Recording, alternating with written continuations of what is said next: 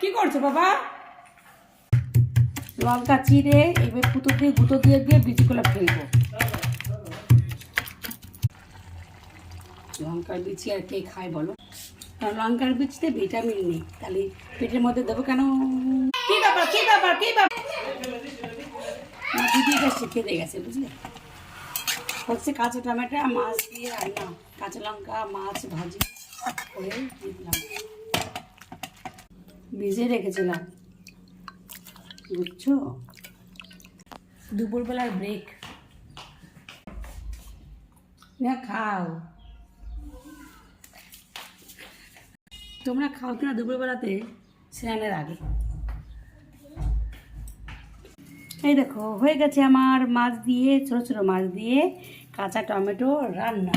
তোমরা এইভাবে রান্না করে খাও কিনা আমাকে জানিয়ে কমেন্টস করে। আজকের মতো রান্না এখানেই সমাপ্ত।